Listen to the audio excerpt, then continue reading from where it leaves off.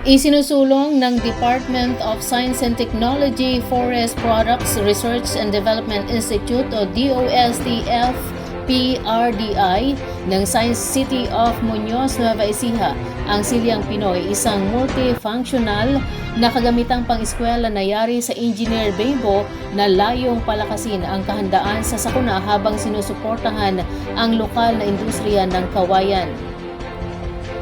Ayon kay Edward Paul Marasigan, Senior Science Research Specialist ng DOST-F PRDI, maaaring buuin ang mga upuan at mesa sa silid-aralan upang maging elevated bed frame kapag ginamit ang mga paaralan bilang evacuation center tuwing may kalamidad.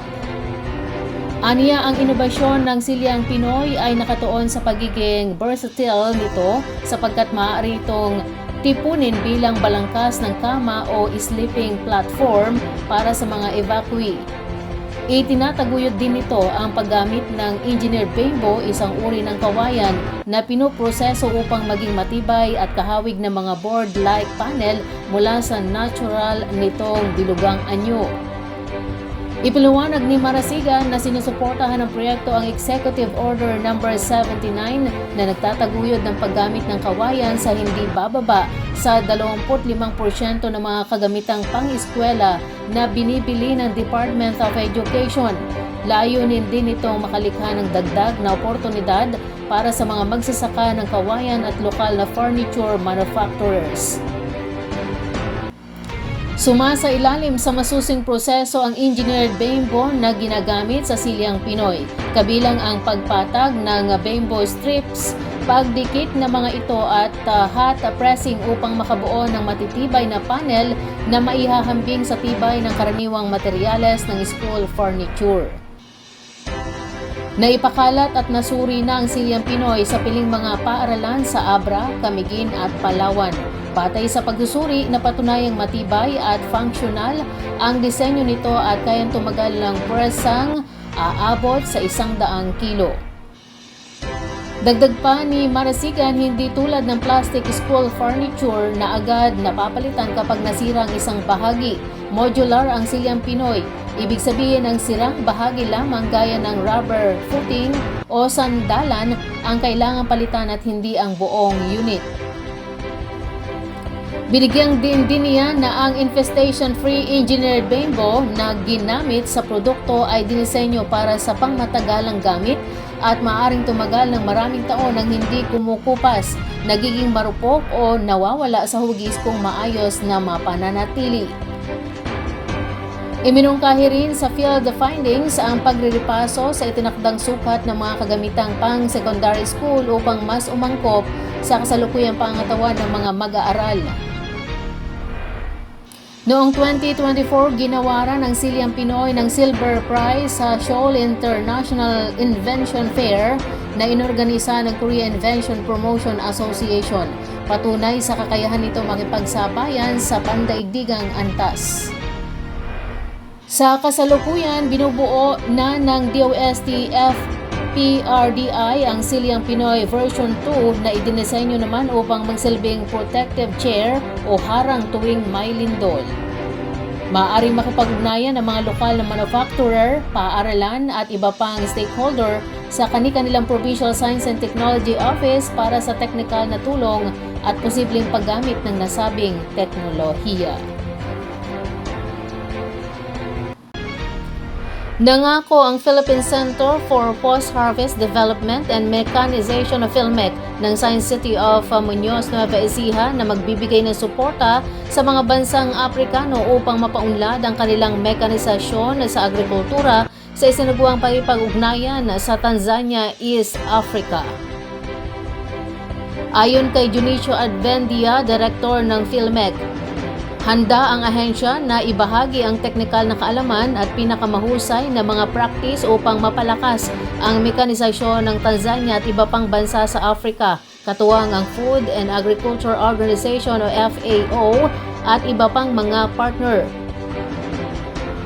Isinagawa ang naturang pakikipag-ugnayan sa ilalim ng inisyatiba ng FAO na nakatuon sa pagpuksa ng kagutuman at paggamit ng pandaigdigang seguridad sa pagkain. Inatasan ng PhilMec na ibahagi ang mga matagumpay na programa at sistema nito sa pagpapaunlad ng agricultural mechanization. Pinangunahan ni Alvendia ang delegasyon na nagpresenta ng iba't ibang intervention kabilang ang mga programang mekanisasyon gaya ng Rice Competitiveness Enhancement Fund o RCEF sa mga kinatawan ng Tanzania Ministry of Agriculture, Tanzania Agricultural Research Institute, World Bank, Tanzania, African Development Bank, Japan International Cooperation Agency Tanzania Office at European Union Office in Tanzania. Ayon sa PhilMec, nakatulong ang RCEF upang mapataas ang antas ng mekanisasyon sa Pilipinas mula 2.31 tungong 2.81 horsepower bawat ektarya. Nakatulong din itong mapababa ang gastusin sa paggawa ng 2 pesos kada kilo at makapagsalba ng sapat na supply ng bigas mula sa post-harvest losses na makapagpapakain sa humigit kumulang 95,000 na pamilya kada taon. Lumahok din ang delegasyon ng PhilMec sa Africa Conference on Sustainable Agricultural Mechanization sa Tanzania.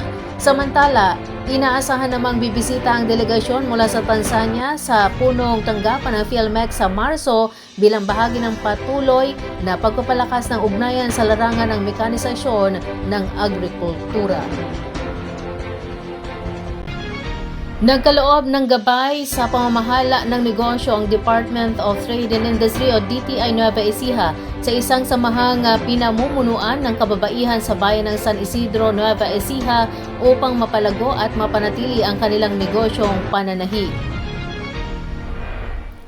Isinagawa ito sa pagbisita ng ahensya sa GK Building sa nasabing bayan kung saan nakipagpulong ito sa mga opisyal at miyembro ng samahan ng nagkakaisang kababaihan tungo sa agrikulturang pangkabuhayan o SICAP Association.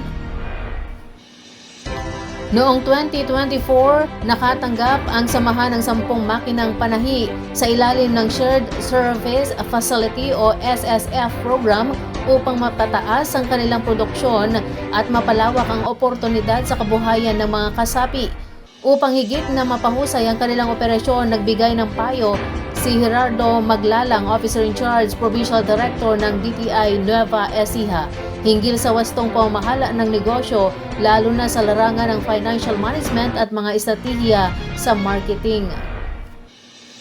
Binigyang din niya ang kahalagahan ng tamang paggamit at regular na maintenance ng mga kagamitang ipinagkaloob sa ilalim ng SSF upang matiyak ang pagpapatuloy ng operasyon at lubos na mapakinabangan ang proyekto. Bahagi ang naturang pagbisita ng patuloy na pagsisikap ng DTI Nueva Ecija na palakasin ang mga organisasyong pinangungunahan ng kababaihan at mga community-based enterprise sa pamagitan ng targeted capacity building, pinahusay na pasilidad sa produksyon at mga interbensyong nakatuon sa merkado.